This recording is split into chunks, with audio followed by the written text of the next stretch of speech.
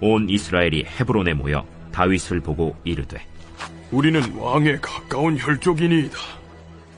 전에 곧 사울이 왕이 되었을 때에도 이스라엘을 거느리고 출입하게 한 자가 왕이시었고 왕의 하나님 여호와께서도 왕에게 말씀하시기를 내가 내 백성 이스라엘의 목자가 되며 내 백성 이스라엘의 주권자가 되리라 하셨나이다. 이에 이스라엘의 모든 장로가 헤브론에 있는 왕에게로 나아가니 헤브론에서 다윗이 그들과 여호와 앞에 언약을 맺음에 그들이 다윗에게 기름을 부어 이스라엘의 왕으로 삼으니 여호와께서 사무엘을 통하여 전하신 말씀대로 되었더라. 다윗이 온 이스라엘과 더불어 예루살렘 곧 여부스에 이르니 여부스 땅의 주민들이 거기에 거주하였더라. 여부스 원주민이 다윗에게 이르기를 내가 이리로 들어오지 못하리라 하나 다윗이 시온 산성을 빼앗았으니 이는 다윗 성이더라. 다윗이 이르되 먼저 여부수 사람을 치는 자는 우두머리와 지휘관으로 삼으리라 하였더니 스루야의 아들 요압이 먼저 올라갔으므로 우두머리가 되었고 다윗이 그 산성에 살았으므로 무리가 다윗 성이라 불렀으며 다윗이 밀로에서부터 두루 성을 쌓았고 그 성의 나머지는 요압이 중수하였더라. 만군의 여호와께서 함께 계시니 다윗이 점점 강성하여 가니라. 기도하겠습니다. 하나님, 정말 너무나 안타깝고 우울했던 이 사울의 죽음 이야기가 끝나고 이제 하나님께서 그토록 기뻐하시고 사랑하셨던 이 다윗의 시작이 우리 앞에 펼쳐집니다. 하나님, 이것도 들어야 될 이야기고 저것도 들어야 할 이야기입니다. 왜냐하면 우리 안에 있는 이 사울이 죽어야 또 다윗이 살아나기 때문에 우리는 사울에 대한 죽음의 이야기도 흉한 예언도 우리가 잘 들어야 될 줄 믿습니다. 하나님, 정말 이 이야기를 잘 드러낸 우리들이 온전히 우리 안에서 다윗의 예배가 회복되기를 원하오니 하나님, 오늘도 우리에게 이 다윗의 예배를 하나님께서 우리에게 알려주시고 이 예배가 우리 안에 회복되려면 무엇이 있어야 할 것인지 오늘도 깨닫게 되는 귀한 역사가 있게 하여 주시옵소서. 그렇게 주님께서 오늘도 말씀하실 줄 믿습니다. 잘 듣겠습니다. 예수님의 이름으로 기도드립니다. 아멘. 여러분께서 오늘 말씀을 보시면 특이한 점이 하나 있습니다. 어제 말씀에서 거듭나지 않은 사울이 불순종을 거듭하다가 결국 하나님께 버림받고 이 비참하게 죽는 장면이 나오는데요. 그런데 이제 사울의 죽음 기사 뒤에 딱 한 장만 넘기면 바로 뒤에 펼쳐지는 내용이 뭡니까? 사울이 죽자 다윗이 왕이 되는 거예요. 그런데 여러분, 이 다윗이 통일 왕국의 왕이 되는 이 좋은 기록을 한번 잘 보자 이거죠. 우리가 흔히 생각할 때 다윗이 왕이 된다고 하면 이제 다윗이 역사의 주인공이 되는 순간이라고 그렇게 생각을 하잖아요. 그런데 신기한 게 뭐냐면 다윗이 왕이 됐는데 그 기록의 시작이 다윗으로부터 시작하지 않아요. 저는 이게 왜 중요하다고 생각하냐면 사울이 왕이 됐잖아요. 그러면 사울이 왕이 된 다음부터 계속 나오는 이 기록의 패턴이 뭐냐면 사울이 주인공이고 사울이 먼저 나와요. 그런데 다윗의 기록을 딱 보면 다윗이 왕이 됐는데 다윗의 기록으로부터 시작하지 않는다라는 거예요. 다윗이 왕이 됐는데 그러면 그 시작을 누가 하느냐? 1절에 기록된 대로 이스라엘 백성으로 시작을 해요. 저는 이게 굉장히 중요하다고 생각합니다. 왜냐하면 우리가 이 족보 기록을 통해서 참 중요한 통찰을 얻은 게 있는데 구속사 속에서 고라당처럼 하나님의 직분을 내가 쟁취하려고 나섰던 사람들이 있었다는 거죠. 마찬가지로 어제 사울도 마찬가지인데 제사를 드리고 싶으면 며칠이 걸려도 사무엘을 기다려야 돼요. 사무엘이 먼저고 그 다음에 사울이에요. 그러니까 하나님의 종 사무엘이 제사를 시작하면 그 다음에 사울이 제사에 참여하는 거예요. 그런데 이 반역을 저질렀던 고라나 사울에 대한 기록을 보면 늘 반복되는 패턴이 뭐냐? 하나님에 대한 기록보다 자기 이름이 늘 앞서요. 주의 종들보다 자기가 늘 앞서요. 하나님이 주기 전에 내가 먼저 얻어내려고 하고 하나님이 시작하기 전에 내가 먼저 시작해요. 늘 내가 앞선다는 거죠. 그런데 하나님이 늘 그런 사람들을 뭐라고 불렀냐면 그들을 반역자라고 부르시는 거예요. 그러니까 우리가 오늘도 직장을 고르고 배우자를 선택하고 자녀의 진로를 결정하는 등등 중요한 일들을 할 때 하나님이 먼저 되시도록 묻거나 기도하거나 기다리지 않고 늘 내가 먼저 저지르는 분들이 있어요. 한 번도 상의를 안 해요. 묻지를 않아요. 그런데 이상한 게 뭐냐? 늘 시작을 자기가 먼저 해놓고 일이 잘못되면 그 다음에 수습을 하나님께 요청해요. 그리고 늘 하나님 탓을 하는 거예요. 그런데 성경은 사람들의 이 이상한 패턴을 보고 뭐라고 하시는가 하면 이 생활의 순서 자체가 반역적이라고 보시는 거예요. 하나님의 축복을 받을 수가 없는 거예요. 그러니까 오늘날 이스라엘이 왜 망했으며 왜 70년이나 포로 생활을 했냐라고 할 때 역대기를 쓴 에스라서가 말하는 게 뭐냐면 어느 날부터 그들이 늘 하나님보다 앞서거나 아예 하나님을 무시하기 시작하면서 반역적인 길을 걸어왔던 거예요. 그런데 오늘 다윗에 관한 기록을 잘 보시라 이거죠. 오늘 다윗이 왕이 되는 날인데 신기하게도 다윗이 먼저 시작하지 않아요. 기록이 다윗으로부터 나오지 않는다라는 거죠. 그러면 이 다윗은 사울이 왕으로 있는 동안 뭘 하고 살았냐? 그저들 하나님이 알려주신 원칙을 지키는 일에 힘쓰면서 그렇게 살아왔던 거예요. 단 한 번도 하나님이 말하지 않았는데 쟁취하려고 하거나 하나님이 말하지 않았는데 시작하지 않았다라는 거예요. 옳게 여기시는 길을 그냥 걸은 거예요. 그런데 그 원칙 중에 정말 중요한 원칙이 뭐냐? 어떤 경우에도 그가 하나님보다 앞서질 않는 거예요. 예를 들어서 사무엘상 24장을 보면 어느 날 사울이 블레셋과 싸우고 왕궁에 돌아왔는데 어떤 사람이 급하게 보고하는 거예요. 다윗이 엔게디 광야에 있습니다. 보고를 들은 거예요. 그러자 혹시라도 다윗이 빠져나갈까 봐 쉬지도 않고 엔게디 광야로 다윗을 잡으러 가요. 그런데 생각지도 못한 때 사울이 오는 것을 본 다윗이 급하게 엔게디 광야에 있는 굴 속에 숨거든요. 그런데 거기서 어떤 일이 벌어집니까? 사울이 이 다윗을 찾다가 갑자기 용변이 급해지는 거예요. 그래서 한 굴에 들어와서 용변을 보고 있는데 하나님께서 하시는 일은 그런 거예요. 원래 이 광야라는 곳은 자연적으로 발생한 굴이 여기저기 있거든요. 굴이 되게 많아요. 그런데 그 굴이 워낙 많으니까 다윗이 엔게디 광야에 있다는 걸 알면서도 막상 찾아내는 게 쉽지를 않은 거예요. 뭐 수십 개가 있는데 어디에 숨어 있는지를 모르겠는 거예요. 그런데 다윗을 그렇게 찾아내려고 노력했을 때는 못 찾았는데 하필 그냥 아무 생각 없이 용변을 보려고 어느 굴 속에 들어갔는데 거기 다윗이 있는 거예요. 그 어둠 속에 다윗이 숨어 있는 거예요. 그러니까 다윗은 지금 이 사울이 죽어야만 자기의 시대가 오는데 마침 사울이 완전히 무방비의 상태로 다윗을 등지고 있는 거예요. 사울은요, 무장한 다윗이 자기 등 뒤에 있다는 걸 전혀 모르는 거예요. 그러니까 옷을 풀어헤치고 용변을 보고 있겠죠. 여러분 지금 이 순간은요, 격투할 필요도 없어요. 그냥 사울이 등 뒤에 있을 때 목 뒤를 찌르면 사울은 비명도 지르지 못하고 그냥 저세상으로 가는 거예요. 그래서 사무엘상 24장을 보면 기회다 싶은 마음에 다윗이 살기를 품어요. 너 잘됐다. 그리고 나서 그의 옷자락을 먼저 싹 베요. 그런데 이 옷자락을 뱉다는 이 뜻이 옷자락을 베려고 의도하고 한 게 아니라 사울을 베려고 한번 휘둘렀는데 옷자락이 뱉다라는 거예요. 그런데 이게 얼마나 어두운지 옷자락이 베어졌는데도 사울이 몰라요. 그런데 중요한 사실은 뭐냐? 한번 먼저 사울을 죽이려고 칼을 휘둘렀잖아요. 그런데 이제 사울을 죽이지 못하고 옷자락만 뱉다는 거죠. 그런데 그 순간 다윗이 마음이 찔려요. 사울을 향해서 칼을 휘둘렀는데 그 칼을 휘두르고 내 마음이 찔린 거예요.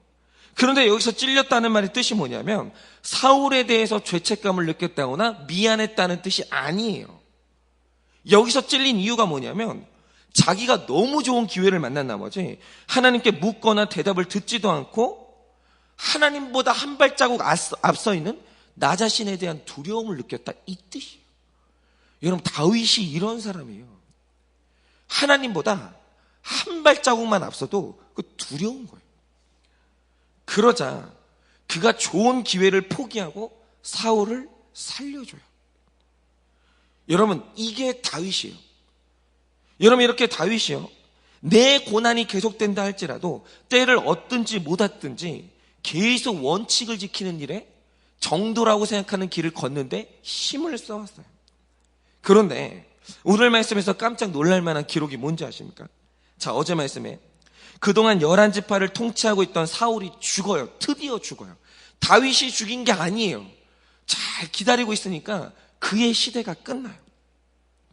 그러면 이스라엘 백성들도 이기적인 존재이기 때문에 죽은 사울이 급한 게 아니라 이제 우리를 다스릴 새로운 왕이 필요하잖아요. 그런데 지금 여기서 한 번 왕을 세우잖아요. 그럼 사울처럼 잘못된 왕이 세워져도 죽을 때까지 기다려야 돼요. 어쩔 수가 없어요. 그러니까 이들이 지금 이스라엘 백성들에게 정말 중요한 게 뭐냐면 도대체 좋은 왕은 어디 있냐. 그 왕을 한 번 세우면 우리가 죽을 때까지 섬겨야 되는데 도대체 좋은 사람이 어디 있냐. 이게 너무 중요한 거예요. 그런데 그들이 그 좋은 왕을 찾다가 오늘 헤브론에서 유다의 한 지파 왕으로 살고 있는 다윗을 찾아온 거예요. 그런데 놀라운 것은 이들이 왕을 찾으면서 다윗을 찾아온 이유가 뭐겠어요? 왜 하필 다윗이겠어요? 이유가 뭐냐면 놀라운 것은 그들이 그동안 다윗이 살아오는 인생을 다 알고 있어요. 전부 다 지켜보고 있었던 거예요. 2절을 보면 사울이 왕이었을 때 이 다윗이 사울에게 충성하던 것도 지켜보고 있었고 사무엘이 다윗에게 어떤 예언을 했는지도 다 알고 있었고 다윗이 작은 지파의 왕으로 있는 동안 어떻게 통치하고 있는지 그가 원칙을 지키는지 아닌지를 전부 다 보고 있었던 거예요. 전부 다. 그리고 나서 저 사람이 어떤 사람인지 분별하고 있었다라는 거예요. 그리고 새로운 왕이 필요하던 날 좋은 왕이 누구냐라는 질문에 고민도 없이 이 백성들이 다윗을 찾아오는 거예요. 그리고 나서 다윗은요 정말 피 한 방울 흘리지 않고 물 흐르듯이 자연스럽게 통합 이스라엘의 왕이 됩니다. 그냥 하나님의 뜻대로 살았더니 원칙을 묵묵히 지키고 살았더니 이런 날이 오는 거예요. 그런데 오늘 우리가 여기서 분명히 봐야 될 게 뭐냐면 오늘 백성의 눈이 다윗의 일생을 다 지켜봤어요. 그가 어떤 결정을 내리고 어떤 생각을 하고 어떤 적용을 하는지 다 봤어요. 안 보는 것 같죠? 다 봐요. 저도 마찬가지예요. 제가 어떤 결정을 하고 제가 어떤 철학을 가지고 어떤 모습을 하고 살아가는지 사람들이 관심 없을 것 같죠? 다 보고 있어요. 저는 그게 긴장이 되는 거예요. 말씀을 보면서 지금 제가 하는 생각과 결정을 다 봐요. 그리고 이미 성도님들이 분별하고 있다라는 거예요. 나를 모를 것 같죠? 아니에요. 여러분 이 세상에 익명의 사람은 없어요. 침묵하고 있을 뿐이지 사람들은 이미 나에 대한 분별을 다 하고 있어요. 아, 저 목사님은 어떤 사람이야. 저 장로님은 어떤 사람이고 저 권사님은 어떤 사람이고 저 집사님은 어떤 사람이야. 여러분 그래서요 생각지도 못한 때 예를 들어서 이제 나를 판단하는 투표나 이런 게 있잖아요. 성도님들이 정확하게 판단하는 거예요. 실수가 없어요. 여러분 그런데 오늘 이제 백성의 눈이 다윗의 일생을 지켜보고 있었대요. 그리고 그 결과 다윗이 좋은 왕이라는 정확한 분별이 일어났다고 기록하고 있거든요. 그런데 이 모든 일들의 끝에서 3절의 이 말씀이 이 분별, 오늘 백성들이 그 다윗을 왕으로 선택한 이 분별의 이유를 뭐라고 기록하고 있습니까? 이렇게 말합니다. 그들이 다윗에게 기름을 부어 이스라엘의 왕으로 삼으니 여호와께서 사무엘을 통하여 정하신 말씀대로 되었더라라고 얘기를 해요. 그러니까 다윗이 왕이 되는 과정에서 인간의 눈으로만 역사의 과정들을 보면 그냥 야 역시 이스라엘 백성들의 사람 보는 눈은 정확하구나 그냥 이렇게 되는 거예요. 그런데 오늘 백성들이 이 다윗을 주목하여 봤어요. 그를 왕으로 선택했어요. 그런데 오늘 성경이 말하는 이 구속사의 실상을 뭐라고 합니까? 이스라엘의 그 많은 사람들 중에 자꾸 다윗의 인생이 눈에 띈 이유가 뭐냐? 왜 사람들이 그의 인생 여정을 주목하여 봤냐? 왜 원칙을 지키면서 사는 다윗의 인생을 끊임없이 백성들이 지켜봤냐? 그 이유가 뭐냐면 원래는 그게 백성들의 눈이 아니라 하나님이 그를 주목하여 봤다 이 말을 하는 거예요. 그러니까 하나님은 다윗이 살아가는 날 동안 단 한 번도 한눈 팔지 않으시고 다윗이 맞이하는 선택의 순간마다 그가 어떤 선택하고 어떤 결정을 내리는지 하나님이 주목하여 봤던 거예요.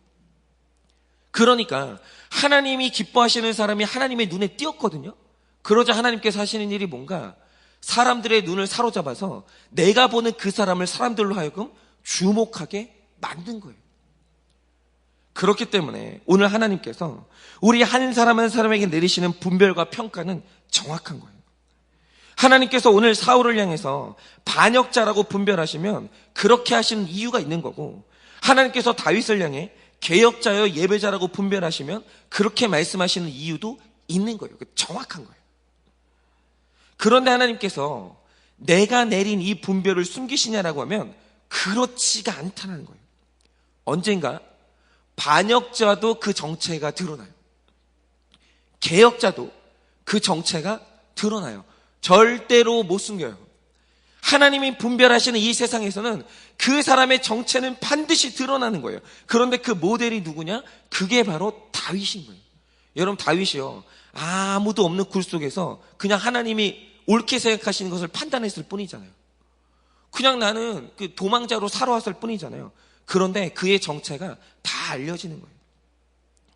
저는 이게 정말 중요하다고 생각하는 게요, 그 얼마 전에 그 미국의 법정에서 굉장히 중요한 판결이 하나 있었습니다. 이 국가대표 체조 선수 주치의였던 레리 나사르라는 사람이 있거든요.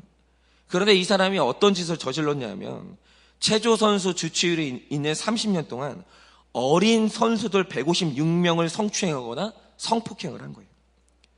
그런데 중요한 것은 이 사람에게 피해를 당한 사람들이 주로 굉장히 어린 학생들이었어요. 초등학생들.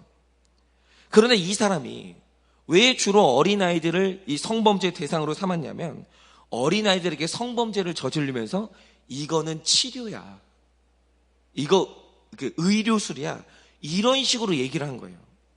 그러니까 애들이 이상하다고 생각을 해도 의사가 이게 치료라고 하니까 수치심과 고통을 당해도 그냥 그런 줄을 알았던 거예요. 그러니까 이 성추행을 굉장히 오랫동안 했는데 안 들키고 살아왔던 거죠. 애들이 모르니까. 그래서 아주 오랜 시간을 들키지 않고 범행을 했는데 이 사람이 하나 모르고 살았던 사실이 있는 거죠. 그게 뭐냐? 언젠가 이 아이들이 어른이 된다는 사실을 몰랐던 거예요. 그걸 잊어버리고 있었던 거예요. 피해자들이 자각이 부족한 아이였을 때는 내가 당한 일이 뭔지 몰라요. 분별이 안 되는 거예요. 그런데 시간이 오래돼요. 아이들이 어른이 됐어요. 분별하기 시작하는 거예요. 그리고 나중에 판단하기를, 그때 내가 당한 일이 성폭행이었구나, 이게 성범죄였던 거구나, 분별이 되는 거예요. 그래서 이게 드러나기 시작하는데 너도 나도 이제 사실을 폭로하다 보니까 당한 사람들이 폭로했고 다 모아보니까 156명이나 되는 거예요. 그래서 이 사람이 재판에 넘겨져서 얼마 전에 이게 실형을 확정받았는데 몇 년형이 나왔는지 아십니까? 무려 175년을 선고받았어요. 175년. 이 말 뜻이 뭐냐면 살아서는 못 나와요. 여러분, 이거 숨길 수 있다고 생각하십니까? 못 숨깁니다. 자기가 아무리 머리를 써가지고 이거 해봤자 분별되는 거예요. 그리고 분별된 다음에는 이 사람은 의사가 아니라 성폭행범이라는 이 정체가 만천하에 드러나는 거예요. 그래서 이 사건을 본 피해자들이 했던 유명한 말이 뭔지 아십니까? 우리는 영원히 어리지 않다라는 거예요. 여러분, 우리 자녀들이 영원히 어릴 것 같습니까? 그렇지 않습니다. 어릴 때는 부모님이 나를 때릴 때 이게 폭력인지 사랑의 매인지 모르죠. 분별이 안 되니까. 근데 이 아이들은 영원히 어리지 않아요. 나중에는 부모가 살았던 삶이요, 정확하게 분별되는 거예요. 정확하게. 이 부모님이 나를 위해 살았던 건지, 자기를 위해 살았던 건지, 나를 방치했던 건지, 나를 사랑했던 건지, 나에게 했던 게 폭력인지 사랑의 매인지 정확히 분별하는 거예요. 억울할 거 하나도 없어요. 내가 했던 삶은요, 다 분별되는 거예요. 아이들은 영원히 어리지 않아요. 다 드러나는 겁니다. 그러니까 이 사건이 의미하는 게 뭐냐면, 우리가 살아가는 날 동안 우리는 선택하고 결정하고 적용하거든요. 그런데 내 삶이 단 한순간이라도 베일에 가려질 수 있냐라고 하면 그럴 수는 없다라는 거예요. 다 드러나요. 다 분별돼요. 여러분, 다윗이 동굴에서 사울을 마주쳤던 날, 그날 내가 사울을 죽인다 한들 그 동굴에서 일어났던 일을 아는 사람이 몇 사람이나 되겠어요. 여러분, 심지어 그날 동굴 안에 있던 사람들은 전부 다윗 편이었어요. 전부 다 죽이라고. 이 사람 죽여야 우리 고생이 끝나는 거 아니냐고 다 그랬어요. 그런데 이상하죠.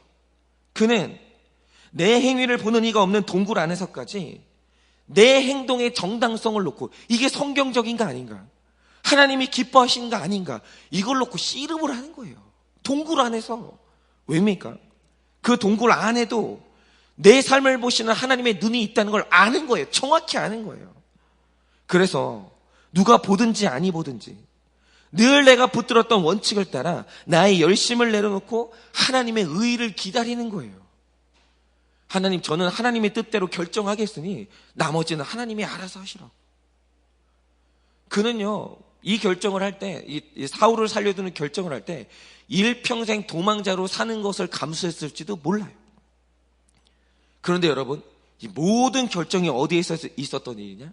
아무도 보는 이가 없는 어두운 동굴 안에서 있었던 일이에요. 그런데 오늘 말씀에서 보는 되게 신기한 인생사가 뭐냐? 그가 걸어왔던 원칙적인 삶을 백성들이 다 알아요. 동굴 안에서 내렸던 결정까지 다 알아요. 그리고 성경이 오늘 우리에게 이 일들을 다 전해주고 있는 거예요. 그래서 백성이 좋은 왕을 구하던 날 백성들은 다윗을 정확히 분별하고 그에게 우리의 왕이 되어달라고 찾아오는 거예요. 저도 이런 일이 있었는데, 제가 한 번은 이제 그런 나눔을 한 적이 있어요. 저는 제 아버지의 자녀 교육 중에서 성경적인 것들이 참 많았어요. 그런데 어떤 것들은 도대체 저걸 왜 해야 되는지 이해하기 어려운 원칙들이 정말 많았어요.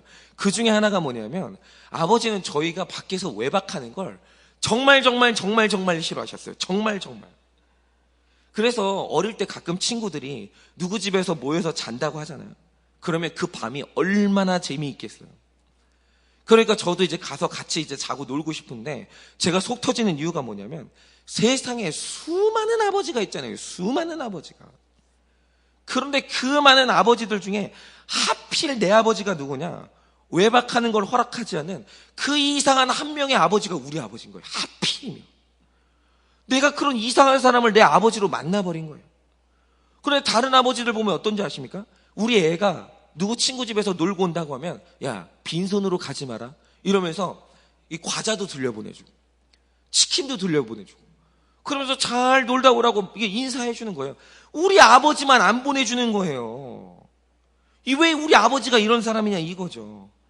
그래서 제가 늘 마음에 반항심이 있었는데, 어느 날 그 이상한 원칙에 대해서 묻지도 않고 화를 내지도 않고 순종하기로 결심한 날이 있었어요.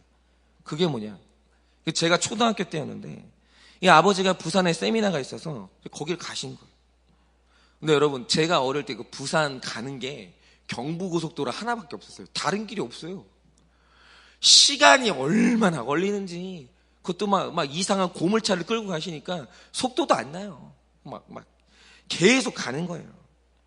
그러니까 이 아버지가 이제 갔다가 돌아와야 되는데 아무리 기다려도 오질 않는 거예요. 저희는 아버지가 들어올 때까지 기다려야 되거든요. 먼저 자면 안 되거든요. 아버지보다 먼저 잠든다, 이게 반역이에요. 아버지보다 먼저 숟가락을 든다, 이거 반역이에요. 먼저 앞서면 안 돼요. 우리 집은 우리 아버지가 왕이었거든요. 하나님 밑에 아버지, 뭐 하여튼 그랬습니다. 근데 이제 아무리 기다려도 오질 않는 거예요. 그래서 결국에는 어머니가 다 자라고 했어요. 야, 오늘은 특별한 상황이다, 자라. 다 잤어요. 근데 이제 정확하지는 않지만 아버지가 밤에 새벽 1시인가 2시쯤에 오신 거예요. 그러니까 이제 막 형제들은 다 자고 있는 거예요. 골아 떨어져가지고. 근데 이제 애들 다 자고 있는데 그 마루에서 어머니가 막 들어오는 아버지한테 화를 내시는 거예요. 아니, 세미나가 늦으면 거기 어디서 좀 자고 오면 되지. 왜 이렇게 위험하게 졸음운전을 하면서 오냐고요. 속이 터져 못 살겠다고. 왜 이렇게 사람이 한 가지밖에 모르냐고. 막 화를 내시는 거예요. 근데 이상한 게 뭔지 아십니까? 그때 사람이 그럴 때 있죠. 반쯤 잠들어 있는데 들려요. 쓱 깨있는 거예요. 근데 내가 그 얘기를 얼핏 듣고 있는데 그때 아버지께서 하신 말씀이 뭐냐면 딱 이 한마디였어요. 이 사람에게 애들이 보잖아. 아니, 이 사람에게 애들이 다 보고 있는데 어떻게 내가 밖에서 자고 오냐고. 길게도 말 안 해요. 근데 딱 그 한마디였어요. 근데 그게 제 귀에 들린 거예요. 근데 아버지는 제가 듣고 있다는 걸 몰랐어요. 그러니까 아버지가 그날 밤에 그 피곤한 몸을 끌고 부산에서 굳이 집으로 달려오신 이유가 뭐냐면 외박하지 말라고 교육했던 아버지의 삶을 애들이 보고 있으니까. 그러니까 그 이유 딱 하나 있어요. 애들 때문에. 그 아버지가 피곤한 결정을 내릴 때 그렇게 했던 이 결정은 뭐냐면 아들들을 위한 결정이었어요. 그거 하나밖에 없었어요. 그런데 그 말씀을 하실 때 깨어있는 아들들이 있었냐라고 하면 겉으로는 다 자고 있었어요. 아버지가 그 결정을 내릴 때 그 결정은 동굴 속에서 내린 결정이었어요. 누가 보고 있으니까 내린 결정이 아니에요. 그냥 오르니까 그렇게 한 거예요. 아버지가 왜 그 밤에 그렇게 왔는지, 몇 시에 왔는지 아는 자녀들은 아무도 없었어요. 눈 뜨고 있는 자녀가 없었기 때문에. 그런데 이상한 게 뭔지 아십니까? 그날 밤에 하필 아버지가 그 말씀을 하실 때 누군가 하나는 깨 있었다는 거예요. 그거 있잖아요. 듣는 사람이 있어요. 그거 있잖아요. 보는 사람이 있어요. 뭐냐 하면 아버지가 홀로 내리는 그 원칙적인 결정을 하나님은 숨기지 않으신다는 거예요. 모를 것 같죠? 다 알아요. 누군가 하나는 듣고 보는 사람을 남겨두시는 거예요. 기록하는 사람을. 네 아버지가 어떤 사람이지?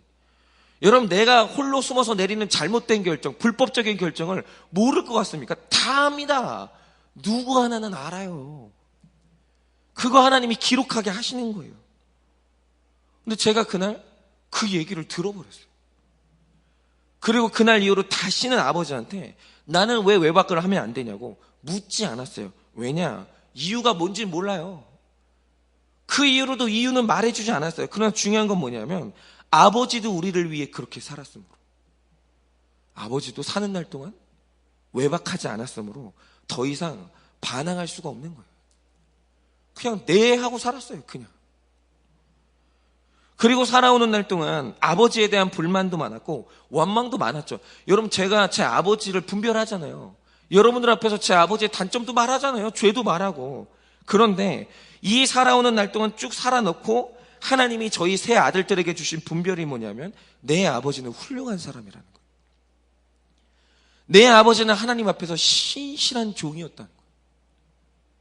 아버지만큼만 살아도 우리는 괜찮은 목사 될 수 있다. 이게 세 아들들의 결론이에요. 근데 이 결론을 인간의 결론이냐? 전 그렇다고 생각하지 않아요. 하나님이 우리에게 내리신 결론이라고 전 그렇게 생각해요. 여러분, 이겁니다. 우리의 삶은 다 분별되고 있어요. 전부 다. 그리고 이것은 언젠간 드러나요. 그러니 여러분, 오늘도 우리는 가정이 힘들어서 하나님이 말씀하시기 전에 반역함으로 뛰쳐나오고 싶을 때가 있어요. 내 배우자한테 벗어나고 싶을 때가 있죠. 내 직장 상사를 참을 수가 없어서 칼을 들고 싶을 때가 있어요. 그런데 오늘 하나님이 말씀하시는 게 뭐냐면 원칙을 지키라는 거예요. 나보다 앞서지 말라는 거예요. 네가 오늘도 원칙 지키고 있고 네가 오늘도 내 말씀대로 살고 있으면 내가 어느 날 때가 되면 다 너의 이 선함을 분별하게 하고 드러나게 하고 물 흐르듯 자연스럽게 해결해 주시는 날이 온다라는 거예요. 그러니 나보다 앞서지 말라는 거예요. 오늘 나를 믿고 인내하라는 거예요. 아무도 보는 이가 없는 그 동굴 속에서라도 내가 기뻐하는 결정을 내리라는 거예요. 그때 하나님이 정하신 때가 되면 나의 선한 삶이 다 드러나면서 하나님이 다윗처럼 높여주시고 회복을 시켜주신다라는 거예요. 그러니 때를 얻든지 못 얻든지, 누가 보든지 보지 아니하든지 오늘 내 곁에 계시는 그 하나님의 그 시선, 날카로운 분별하시는 시선을 믿고 오늘 옳은 결정을 내리세요. 아무리 좋은 기회가 와도 하나님보다 앞서지 마세요. 그럼 내 앞에서 하나님이 완벽하게 내 길을 준비하시고 나를 시온의 대로로 인도하시는 그 경험을 여러분들이 하게 되실 줄을 예수님의 이름으로 축원을 드립니다.